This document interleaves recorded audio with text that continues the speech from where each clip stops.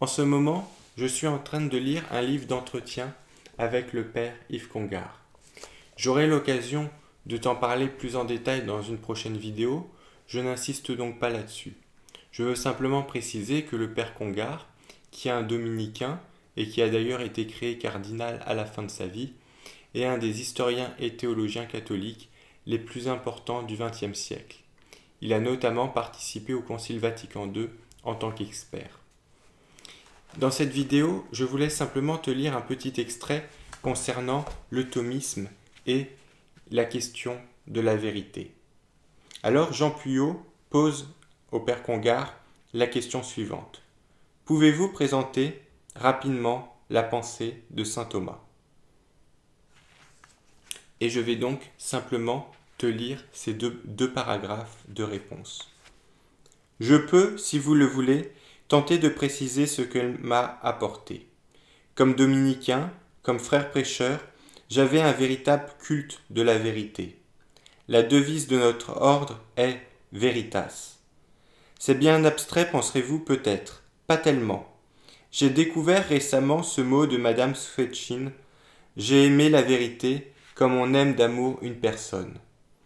Je le signerai volontiers. Je n'ignore pas ce qu'elle peut contenir de danger. Pascal a dit qu'on peut se faire une idole même de la vérité. Cela est vrai. Mais la recherche de la vérité peut inspirer une vie. C'est ce que j'ai cru discerner dans l'œuvre de saint Thomas. C'est ce qui explique mon attachement à sa pensée. J'ai aimé d'abord sa rigueur dans les idées. Saint Thomas a mis de la clarté dans mon esprit. Je peux le dire, je crois sans méconnaître mes limites. J'aime la manière dont saint Thomas aborde les questions. Il cherche toujours à apercevoir en toute chose le principe et la conclusion, la cause et les faits.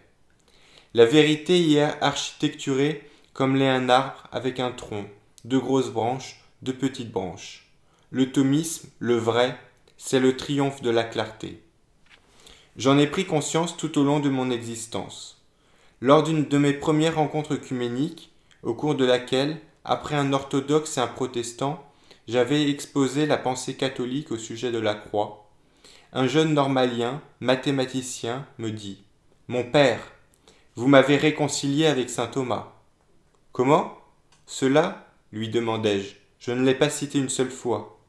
Et il me répondit « Il y avait de l'ordre dans votre exposé. » Je dois à saint Thomas l'effort de clarté que je n'ai cessé de tenter à travers toute mon œuvre. Saint Thomas est mon maître pour une autre raison. Il m'a appris à saisir l'aspect formel d'une question. Un grand nombre de discussions tournent en rond et aboutissent à des impasses, parce que les personnes en présence, abordant un sujet, n'en parlent pas sous le même aspect. L'un dit « Churchill est un grand politique ». L'autre répond « C'est un mauvais peintre ». Parler d'une question formellement, c'est en parler sous un aspect précis. Vous avez raison, dira le disciple de saint Thomas, sous tel aspect. Mais sous tel autre, je ne peux vous suivre.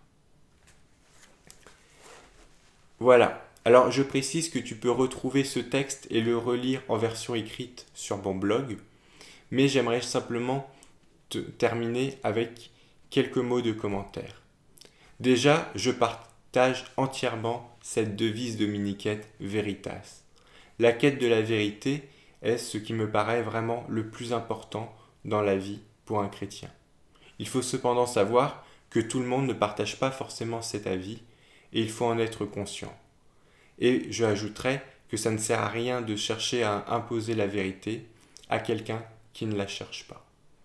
Mais ce que j'ai aussi beaucoup aimé, c'est son insistance sur le rôle de saint Thomas. Il me semble qu'en effet, un des grands apports de la scolastique à la pensée occidentale, c'est justement cette recherche de la clarté et de la précision de l'expression.